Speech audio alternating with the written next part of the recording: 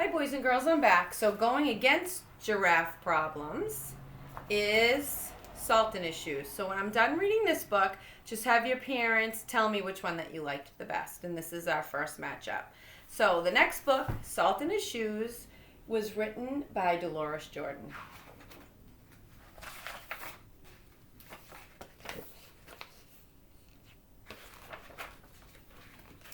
Michael loved to play basketball. Every Saturday, he followed his older brothers, Larry and Ronnie, to the park, hoping they would let him play. And if one of the guys who usually played with them didn't show, they always did. But there was one problem. His name was Mark. He was the tallest boy on the court. "What's the matter, Mikey? Too short?" Mark flapped his arms in Michael's face. "Over here," shouted Larry. But when Michael threw the ball, Mark's long arms came out of nowhere and knocked the ball away. It flew into the hands of a player on Mark's team. He made the basket and the game was over. Just like that.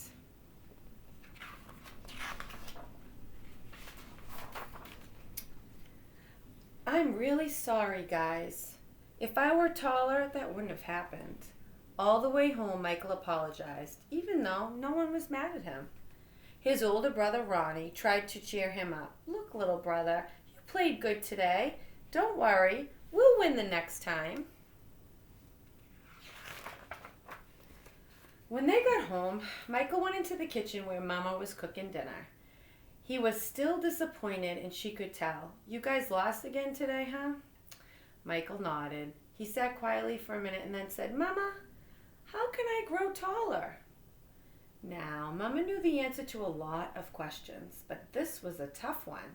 She thought for a minute as she sprinkled salt and pepper on the chicken she was making for dinner. Then she smiled, looked at Michael, and said, "Salt." "Salt?" Michael looked at his mama. "Salt in your shoes. We'll put salt in your shoes and say a prayer every night, and before you know it, you'll be taller," she replied.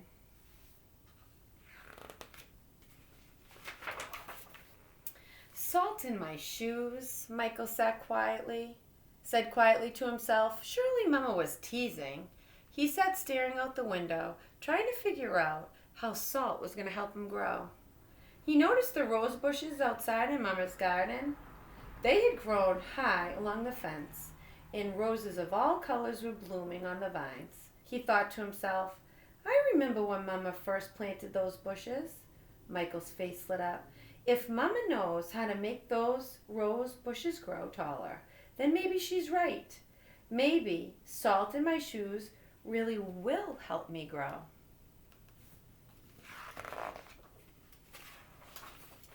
Growing more excited, Michael twirled around and started asking lots of questions.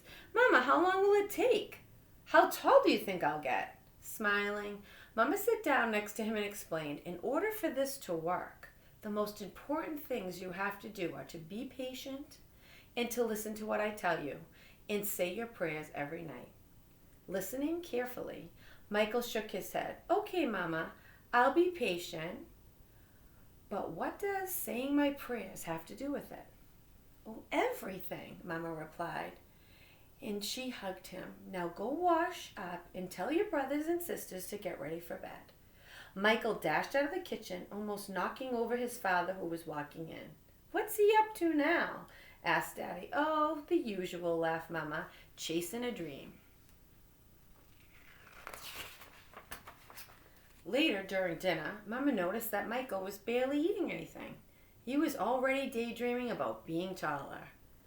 "Michael, first things first, you won't grow if you don't eat, especially your vegetables," Mama said. "But I'm not really hungry," he said. Raising her eyebrows, Mama gave him a stern look. Slowly, Michael picked up his fork and began to eat. And minutes later, his plate was clean and he was asking for more. That evening at bedtime, Michael set his favorite game shoes on the floor next to the growth chart hanging on the wall. Then he put on his pajamas, said his prayers, and jumped into bed.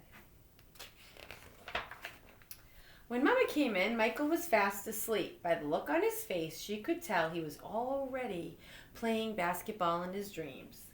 Standing by his bed, Mama sprinkled salt in his shoes. Then she prayed quietly over him as she did all her children.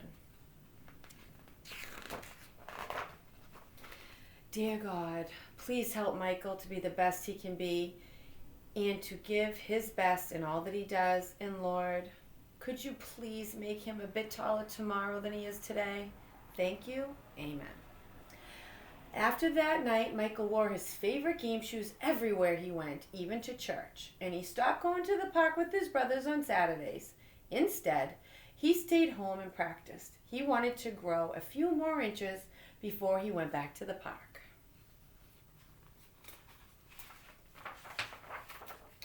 After 2 months of practicing and waiting and patiently praying, Michael stood next to the growth chart on the wall. Nothing. He hadn't grown an inch. He was so disappointed, but he did not stop believing. I've just got to give it more time, like Mama said, Michael thought to himself, and that's what he did.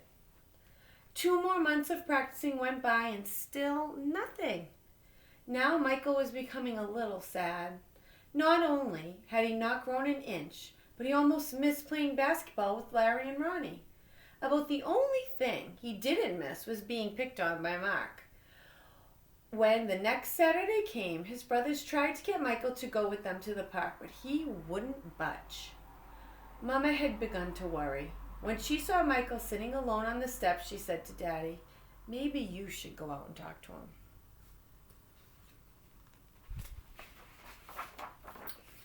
So Daddy went out and sat with Michael. "What's wrong, son? You haven't gone to the park with your brothers for a while now. Are you okay?"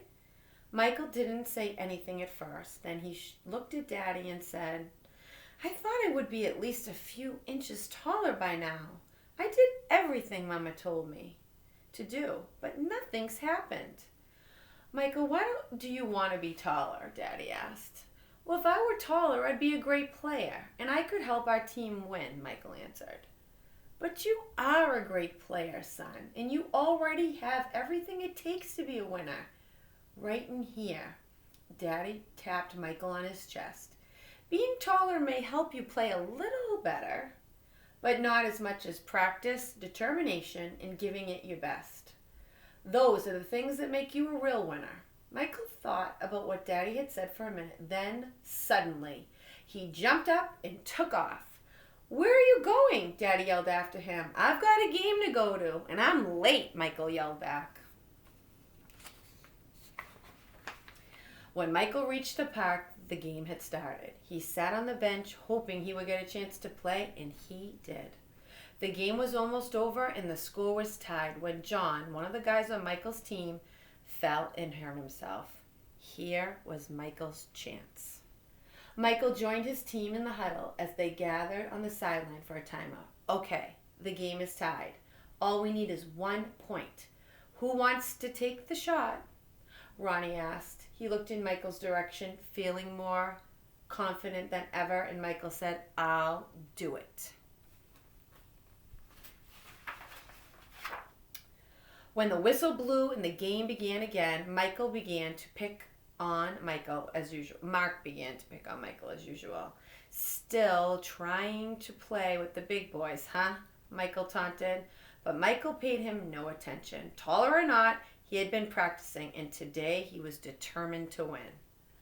Larry threw the ball in bounds to Michael. Michael caught it, bounced it for a minute, and then took off running.